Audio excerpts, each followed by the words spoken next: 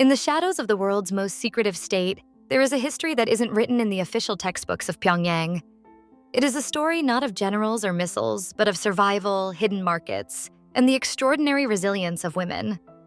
To understand North Korea's economic history, one must look back to a time when the North was not the dark spot on the satellite map, but the industrial crown jewel of the East.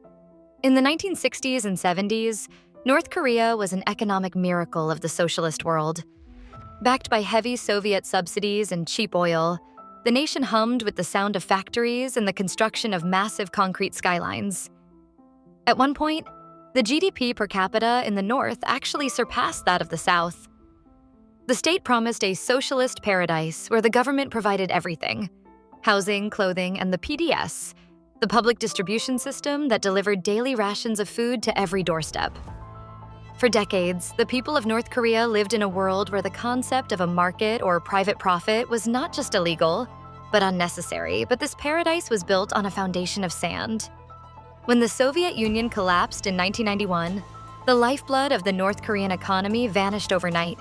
The cheap oil stopped flowing, the factories went cold, and the machinery began to rust. Without fuel, the tractors couldn't plow the fields, and without fertilizer, the soil turned to dust. Then the climate itself seemed to turn against the nation. Devastating floods followed by severe droughts wiped out what little harvest remained. By the mid-1990s, the unthinkable happened. The state stopped feeding its people. This period, known as the Arduous March, led to a famine so severe that it claimed the lives of hundreds of thousands, perhaps millions. The public distribution system, the very symbol of the state's care, simply ceased to exist.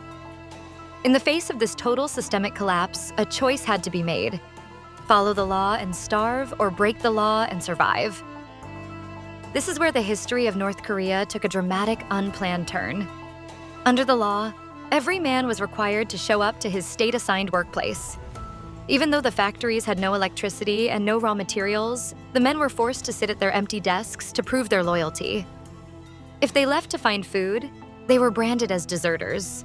However, married women were technically classified as housewives. This tiny loophole in the regime's control became the crack that allowed a new economy to grow. While the men sat in dead factories, the mothers took to the streets. It started with desperation. A mother would sell her family's copper cooking pots, her sewing machine, or even her wedding ring just to buy a few handfuls of grain. These women began to travel. They hiked into the mountains to forage for edible grass and bark. They risked their lives to cross the frozen Tumen River into China, smuggling back bags of rice, sugar, and basic medicine in their clothing. These women created the Jang Madang, the black markets. In the beginning, these were nothing more than a few people huddled in a back alley, hiding their goods under their coats. They were called grasshopper merchants because they had to be ready to hop and run the moment the state security forces appeared. To trade for profit was a capitalist crime, and the punishment was severe. Yet the hunger was stronger than the fear. As the years passed, the grasshopper markets evolved into massive, permanent hubs of trade. The ajumas, or middle-aged mothers, became the masters of the hustle. They developed secret supply chains, organized transport across provinces, and even began to bribe the very guards who were supposed to arrest them. They realized that the police were just as hungry as everyone else. A pack of cigarettes or a bottle of liquor was often enough to turn a blind eye to a shipment of smuggled goods. This shift created a profound social revolution. In a deeply patriarchal society, the women had suddenly become the primary breadwinners.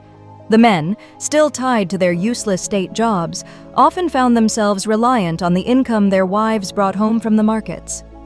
The power dynamic of the North Korean household shifted forever.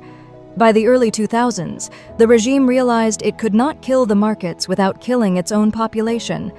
The government began to fluctuate between brutal crackdowns and quiet acceptance. They even began to tax the traders, effectively becoming business partners with the people they once called criminals. A new class emerged known as the donju, or masters of money. Successful traders, mostly women, who had moved from selling tofu to controlling construction projects and transportation networks. Today, the official North Korean economy is a ghost, but the market economy is the heartbeat of the nation. It is estimated that up to 80% of the population relies on these private markets for their daily survival. These markets didn't just bring food, they brought information. Smuggled USB sticks filled with South Korean dramas and foreign films began to circulate among the stalls, slowly eroding the state's monopoly on truth.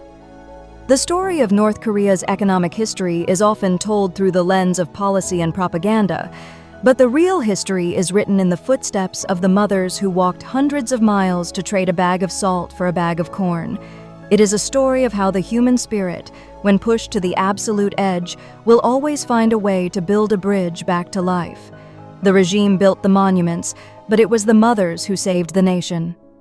If you found this history insightful and want to discover more untold stories from around the world, please support the channel by hitting the subscribe button.